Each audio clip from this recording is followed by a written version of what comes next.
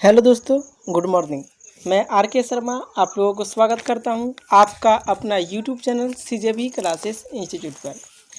आज है 19 जून 2020 शुक्रवार। आज से रिलेटेड जितने भी महत्वपूर्ण करंट अफेयर्स बन सकते थे सारे बनाए गए हैं, जो आपके नेक्स्ट एग्ज़ाम के लिए बहुत ही महत्वपूर्ण है। अगर आप इस वीडियो का PDF डाउनलोड करना चाहते हैं तो इसका लिंक डिस्क्रिप्शन बॉक्स में दिया हुआ है। आप वहां से टेलीग्राम को ज्वाइन कर ले। टेलीग्राम पर हर दिन आपको करंट अफेयर्स का PDF मिल जाएगा। वहां पर डेली टेस्ट सीरीज चलता है। क्या चलता है जी? वहां पर डेली टेस्ट सीरीज चलता है, तो आप लोग टेलीग्राम को ज़रूर से ज़रूर ज्वाइन कर ले। वहां पर daily GK GS, current affairs और अदर सब्जेक्ट के टेस्ट सीरीज चलते रहते हैं, तो आप लोग उसको ज़रूर ज्वाइन कर ले। वहाँ पर आपको डेली चाहे हिंदी का हो चाहे इंग्लिश का हो न्यूज़पेपर भी मिलते रहेंगे। तो आप सबसे पहले टेलीग्राम लिंक को ज़रूर से ज़रूर ज्वाइन कर लें। अब हम लोग चलते हैं पहला नंबर क्वेश्चन पर। उससे पहले जो स्टूडेंट मेरे साथ नए जुड़े हैं प्लीज़ वो इस वीडियो को सब्सक्राइब कर ले, ताकि आपको हर दिन सुबह 6 बजे से पहले आपके मोबाइल पर नोटिफिकेशन मिल जाए। और आप बेल आइकन को दबाना ना भूलें, जिससे आपको डेली नोटिफिकेशन मिलता रहे। तो हम लोग चलते हैं पहला नंबर क्वेश्चन पर जी। हम लोगों का पहला नंबर क्वेश्चन है, अमेरिका के हॉकिंसन शहर में किस भगवान की 25 फीट लंबी प्रतिमा को स्थापित किया गया है? Option A Sai Baba, B Hanuman ji, C Shankar ji और डी विष्णु जी। तो इसका सही आंसर है ऑप्शन बी, यानी कि हनुमान जी। इसका सही आंसर है ऑप्शन बी, यानी कि हनुमान जी। अमेरिका के हॉकिंसन शहर में हनुमान जी भगवान का, कौन सा भगवान? हनुमान जी भगवान का 25 फीट लंबी एक प्रतिमा को स्थापित किया गया है। अब हम लोग इसके मोस्ट इम्पोर्टेंट पॉइंट को देखते हैं जी। इसका पॉइंट है अमेरिका के हॉकिंसन शहर में हनुमान जी की 25 फीट लंबी और 30,000 किलोग्राम की प्रतिमा को स्थापित किया गया है। मूर्ति का वजन कितना है? तो मूर्ति का वजन जो है 30,000 किलोग्राम। ठीक है। इस प्रतिमा को भारत में बनाया गया और शिप के जरिए अमेरिका भेजा गया, जिसके लिए $1 लाख के आसपास लागत आई है। अब हम लोग चलते हैं सेकेंड नंबर क्वेश्चन पर जी। हम लोग का क्वेश्चन नंबर सेकेंड है, IMD वर्ल्ड कॉम्पिटिटिवनेस रैंकिंग 2020 में भारत कौन से स्थान पर है? ऑप्शन ए 10वें स्थान पर, बी 24वें स्थान पर, सी 43वें स्थान पर और डी 55वें स्थान पर। तो इसका सही आंसर है ऑप्शन सी, यानी कि 43वें स्थान पर। IMD वर्ल्ड कॉम्पिटिटिवनेस रैंकिंग 2020 में भारत को 43वां स्थान मिला है। ठीक है, कौन सा स्थान पर है जी? तो भारत 43वां स्थान पर है। अब हम लोग इससे रिलेटेड मोस्ट इम्पोर्टेंट पॉइंट को देखते हैं जी। चलिए देखिए, institute of management development Switzerland द्वारा जारी IMD किसके द्वारा जारी? तो स्विट्जरलैंड द्वारा जारी IMD वर्ल्ड कॉम्पिटिटिवनेस रैंकिंग 2020 में भारत 43वें स्थान पर है। कौन सा स्थान पर? 43वें स्थान पर। जबकि अमेरिका 7वां स्थान नीचे फिसलकर 10वें स्थान पर आ गया है। अमेरिका पहले 7वां स्थान पर था, अब नीचे फिसलकर कहाँ आ गया है? तो 10वां स्थान पर। इस रैंकिंग में सिंगापुर पहले स्थान पर है। पहला स्थान पर कौन है जी? तो पहला स्थान पर है सिंगापुर। अब हम लोग चलते हैं नेक्स्ट क्वेश्चन नंबर 3 के ऊपर चलेंगे जी। हम लोग का क्वेश्चन नंबर 3 है, 100 मीटर के वर्ल्ड चैंपियन क्रिश्चियन कोलमैन कौन सी डोपिंग के लिए सैंपल नहीं देने पर सस्पेंड कर दिया गया है? ऑप्शन ए पहली बार, बी दूसरी बार, सी तीसरी बार और डी चौथी बार। तो इसका सही आंसर है ऑप्शन सी, यानी कि तीसरी बार। 100 मीटर के वर्ल्ड चैंपियन क्रिश्चियन कोलमैन तीसरी बार, कौन सी बार, तीसरी बार डोपिंग के लिए सैंपल नहीं देने पर सस्पेंड कर दिया गया है। अब हम लोग मोस्ट इम्पोर्टेंट पॉइंट देखते हैं। इसका पॉइंट है जी, एथलेटिक्स इंटीग्रिटी यूनिटी AIU के मुताबिक हाल ही में 100 मीटर के वर्ल्ड चैंपियन क्रिश्चियन कोलमैन को तीसरी बार डोपिंग के लिए सैंपल नहीं देने पर सस्पेंड कर दिया गया है। उन्होंने 16 जनवरी और 26 जनवरी को भी सैंपल नहीं दिया। अब हम लोग चलते हैं नेक्स्ट क्वेश्चन नंबर 4 के ऊपर चलेंगे जी। क्वेश्चन नंबर 4 है, फुटबॉल लीग बुंदेसलीगा खिताब पर बायर्न म्यूनिख ने लगातार कौन सी बार जीत लिया है? ऑप्शन ए 5वीं बार, बी 7वीं बार, सी 8वीं बार और डी 10वीं बार। तो इसका सही आंसर है ऑप्शन सी, यानी कि 8वीं बार। फुटबॉल लीग बुंदेसलीगा खिताब, कौन सा खिताब? तो फुटबॉल लीग बुंदेसलीगा खिताब पर बायर्न म्यूनिख ने लगातार 8वीं बार जीत लिया है। कितनी बार? 8वीं बार। अब हम लोग इसके ऊपर मोस्ट इम्पोर्टेंट पॉइंट को देखेंगे। इसका पॉइंट है, फुटबॉल लीग बुंदेसलीगा खिताब पर बायर्न म्यूनिख ने लगातार 8वीं बार जीत लिया है। इस लीग की शुरुआत 1963 में हुई थी। इस लीग की शुरुआत कब हुई थी? तो 1963 में। तब से अब तक बायर्न म्यूनिख ने 58 में से 30 बार खिताब जीता है। कितना? 58 में से 30 बार खिताब जीत लिया है। अब हम लोग चलते हैं नेक्स्ट क्वेश्चन नंबर 5 के ऊपर चलेंगे जी। हम लोगों का क्वेश्चन नंबर 5 है, वर्ल्ड इकोनॉमिक फोरम 2020 के द्वारा जारी टॉप 100 टेक्नोलॉजी कंपनियों की लिस्ट में कितनी भारतीय स्टार्टअप कंपनियों को स्थान मिला है? ऑप्शन ए 2 कंपनियां, बी 4 कंपनियां, सी 6 कंपनियां और डी 10 कंपनियां। तो इसका सही आंसर है ऑप्शन ए, यानी कि 2 कंपनियों को। वर्ल्ड इकोनॉमिक फोरम 2020 के द्वारा जारी टॉप टेक्नोलॉजी कंपनियों के लिस्ट में 2 कंपनियां भारतीय स्टार्टअप कंपनी को स्थान मिला है। अब हम लोग चलते हैं इसके मोस्ट इम्पोर्टेंट पॉइंट के ऊपर जी। इसका पॉइंट है, वर्ल्ड इकोनॉमिक फोरम 2020 के द्वारा जारी टॉप 100 टेक्नोलॉजी कंपनियों की लिस्ट में भारत 2 भारतीय स्टार्टअप कंपनियों को स्टेल एप और जेस्टल मनी को स्थान मिला है। वो कौन सी कंपनी है? तो वो कंपनी है स्टेल एप्स और जेस्टम मनी।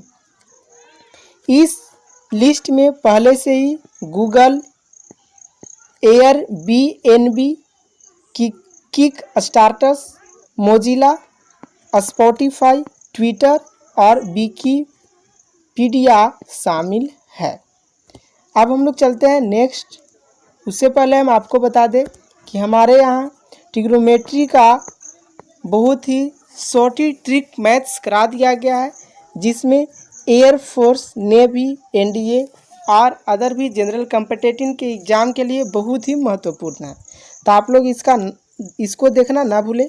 इसके साथ ही एसएससी के लिए अभी टेस्ट सीरीज चल रहा है जी। 5000 क्वेश्चनों का टेस्ट सीरीज चल रहा है, जो आपके एग्ज़ाम के लिए बहुत ही महत्वपूर्ण है।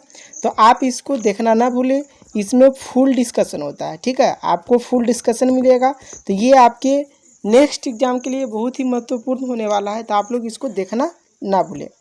इसके साथ ही अभी लॉकडाउन को लेकर बड़ा ऐलान किया गया है पीएम के द्वारा स्टूडेंट के लिए। तो आप इस वीडियो को जा कर के देखना ना भूलें। इस वीडियो को आप ज़रूर से ज़रूर देखें। आप स्टूडेंट लोगों के लिए ये वीडियो बहुत ही महत्वपूर्ण है। इसके साथ ही बहुपद चैप्टर 10th क्लास के जो स्टूडेंट हैं उनके लिए बहुपद चैप्टर को बहुत ही अच्छे तरीके से करा दिया गया है। तो वे लोग भी इस चैप्टर को देखना न भूलें। यहाँ पर उनको हर एक कॉन्सेप्ट के ऊपर बहुत सारे क्वेश्चन मिल जाएंगे जो उनके नेक्स्ट एग्जाम के लिए बहुत ही महत्वपूर्ण होने वाले हैं। तो हम लोग चलते हैं क्वेश्चन नंबर 6 के ऊपर जी।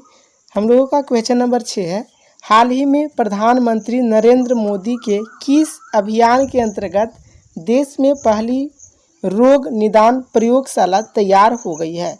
ऑप्शन ए जिज्ञासा अभियान, बी आयुष्मान भारत अभियान, सी आत्मनिर्भर भारत अभियान और डी मेक इन इंडिया अभियान।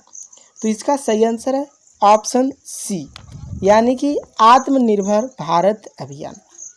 हाल ही में प्रधानमंत्री नरेंद्र मोदी की आत्म भारत अभियान, कौन सा? आत्मनिर्भर भारत अभियान के अंतर्गत देश में पहली रोग निदान प्रयोगशाला तैयार हो गई है। अब हम लोग इससे रिलेटेड मोस्ट इम्पोर्टेंट पॉइंट को देखेंगे जी।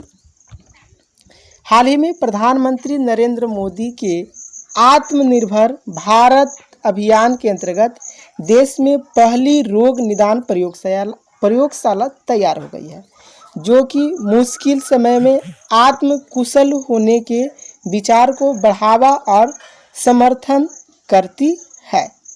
अब हम लोग चलते हैं नेक्स्ट पॉइंट के ऊपर जी। हम लोगों का नेक्स्ट है क्वेश्चन नंबर 7, इसको हम लोग देखते हैं। चलिए देखिए, क्वेश्चन नंबर 7 है, academy of motion picture arts and sciences ने 93वें अकादमी पुरस्कार ऑस्कर 2021 को कितने महीने के लिए स्थगित कर दिया है? ऑप्शन ए 2 महीने, बी 4 महीने, सी 6 महीने और डी 12 महीने। तो इसका सही आंसर है ऑप्शन ए, यानी कि 2 महीने के लिए। कितने महीने के लिए? 2 महीने के लिए। Academy of motion picture arts and sciences ने 93वें अकादमी पुरस्कार यानी कि ऑस्कर 2021, क्या जी? ऑस्कर 2021 को 2 महीने के लिए स्थगित कर दिया है। अब हम लोग इससे रिलेटेड मोस्ट इम्पोर्टेंट पॉइंट को देखते हैं। चलिए देखिए, academy of motion picture arts and sciences ने 93वें अकादमी पुरस्कार यानी ऑस्कर 2021 को कोरोना वायरस के वजह से 2 महीने यानी 25 अप्रैल 2021 तक के लिए स्थगित कर दिया है। इस अवार्ड की जारी होने का तारीख 28 फरवरी 2021 था। अब हम लोग चलते हैं नेक्स्ट क्वेश्चन नंबर 8 के ऊपर जी। हम लोगों का क्वेश्चन नंबर 8 है, 18 जून को विश्व भर में कौन सा दिवस मनाया जाता है? Option A autistic pride day, B international Suraksha day, C global hand wash day और डी इंटरनेशनल सुशी डे। तो इसका सही आंसर है ऑप्शन ए, क्या जी? ऑर्टिस्टिक प्राइड डे। 18 जून को विश्व भर में ऑर्टिस्टिक प्राइड डे मनाया जाता है। अब हम लोग इससे जुड़े महत्वपूर्ण तथ्य को देखते हैं। 18 जून को विश्व भर में ऑर्टिस्टिक प्राइड डे मनाया जाता है। ऑटिज्म एक ऐसी समस्या है जिससे ग्रस्त लोगों में व्यवहार से लेकर कई तरह की दिक्कतें होती है, जैसे कि बर्फी फिल्म में दिखाया गया है। कौन सा फिल्म? तो बर्फी फिल्म में जैसा दिखाया गया है, आप लोग देखिए, वहाँ पूरा का पूरा ऑर्टिस्टिक प्राइड डे से रिलेटेड चीज़ें दिखाई गई है।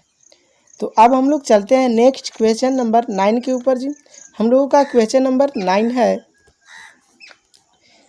प्राइवेट सेक्टर के लक्ष्मी विलास बैंक ने किसके साथ विलय के प्रस्ताव को खारिज कर दिया है?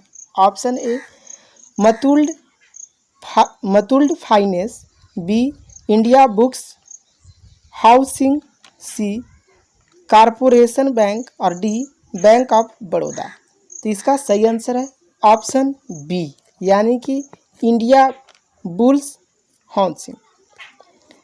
प्राइवेट सेक्टर के लक्ष्मी विलास बैंक ने, कौन सा बैंक? लक्ष्मी विलास बैंक ने इंडिया बुल्स हाउसिंग के साथ विलय के प्रस्ताव को खारिज कर दिया है। अब इससे रिलेटेड मोस्ट इंपोर्टेंट पॉइंट देखते हैं जी। प्राइवेट सेक्टर के लक्ष्मी विलास बैंक ने हाल ही में इंडिया बुल्स हाउसिंग के साथ विलय के प्रस्ताव को खारिज कर दिया है। साथ ही बैंक को एयान कैपिटल द्वारा समर्थित गैर बैंकिंग वित्तीय कंपनी क्लिस्कस कैपिटल से विलय के लिए प्रस्ताव है। अब हम लोग चलते हैं नेक्स्ट क्वेश्चन नंबर 10 के ऊपर जी। हम लोग का क्वेश्चन नंबर 10 है, न्यूयॉर्क के गवर्नर एंड्रयू क्यूमो ने किस टेनिस टूर्नामेंट को कराने की मंजूरी दी है? Option A Wimbledon, B grand slam, C US Open और डी तीनों। तो इसका सही आंसर है ऑप्शन बी यानी कि ग्रैंड स्लैम। न्यूयॉर्क के गवर्नर एंड्रयू क्यूमो ने ग्रैंड स्लैम टेनिस टूर्नामेंट को कराने को मंजूरी दे दी है। अब इससे रिलेटेड मोस्ट इंपोर्टेंट पॉइंट देखते हैं जी। न्यूयॉर्क के गवर्नर एंड्रयू क्यूमो ने हाल ही में ग्रैंड स्लैम टूर्नामेंट को कराने की मंजूरी दे दी है, जबकि इस वर्ष यूएस ओपन 24 अगस्त से 13 सितंबर तक होना है, लेकिन यूएस ओपन होने पर सस्पेंस अभी बरकरार है। अब हम लोग देखते हैं नेक्स्ट पॉइंट देखते हैं जी। जीके जीएस का मोस्ट इम्पोर्टेंट क्लास करा दिया गया है, तो आप लोग इस क्लास को देखना ना भूलें। ये आपके एग्ज़ाम के लिए, हर एग्ज़ाम के लिए बहुत ही अच्छे क्वेश्चन है इसमें, तो ये आप लोग देखना ना भूलें। बहुत ही मस्त क्लास है ये जी, तो इसको देखना ना भूलें। इसके साथ ही जो स्टूडेंट 12th क्लास के हैं उनके लिए इन्वर्स का जादू, पूरा का पूरा इन्वर्स ट्रिगोनोमेट्री एक साथ कराया गया है, आपको प्लेलिस्ट में मिल जाएगा। तो आप लोग यहाँ से इन्वर्स का क्लास देखना ना भूलें, बहुत ही अच्छे तरीके से कराया गया है जी। ठीक है, बारीकी से हर एक क्वेश्चन को कवर किया गया है और बहुत ही शॉर्ट ट्रिक के साथ किया गया है, तो आप लोग इसको देखना ना भूलें। इसके साथ ही जो स्टूडेंट 10th क्लास के हैं उनके लिए बहुपद का सारा चैप्टर करा दिया गया है, तो वे लोग बहुपद का चैप्टर देख ले। उन लोगों के लिए बहुत ही अच्छे तरीके से बहुपद का चैप्टर प्लेलिस्ट बना करके दिया गया है। और जो स्टूडेंट कंपटीशन एग्ज़ाम के हैं उनके लिए सुपर जीके जीएस का क्लास बहुत ही अच्छे तरीके से कराया गया है, तो वे लोग प्लेलिस्ट में जाकर के सुपर जीके जीएस का क्लास देखना ना भूलें। यहाँ पर बहुत ही अच्छे तरीके से क्लास कराए गए हैं, तो ये देखना ना भूलें। इसके साथ ही आप मेरे टेलीग्राम लिंक को ज़रूर से ज्वाइन करें। वहाँ पर आपको डेली हिंदी या इंग्लिश जो भी आप लैंग्वेज हो उस लैंग्वेज में आपको डेली न्यूज़पेपर मिलते रहेंगे। इसके साथ ही वहाँ पर daily GK GS current affairs के टेस्ट सीरीज चलते हैं। इसके साथ ही अदर सब्जेक्ट के भी टेस्ट सीरीज चलते हैं, तो आप लोग उसको ज़रूर ज्वाइन कर लें। आप इस वीडियो को ज़्यादा से ज़्यादा शेयर करें अपने दोस्तों के साथ। आपके पास जितने भी स्टडी ग्रुप है सभी स्टडी ग्रुप में इस वीडियो को शेयर कर दें, ताकि आपके लिए और अच्छा से अच्छा डेली वीडियो आता रहे। तो आप इस वीडियो को ज़्यादा से ज़्यादा शेयर करें, लाइक करें और सब्सक्राइब करें। तो आज के लिए इतना ही। Thank you.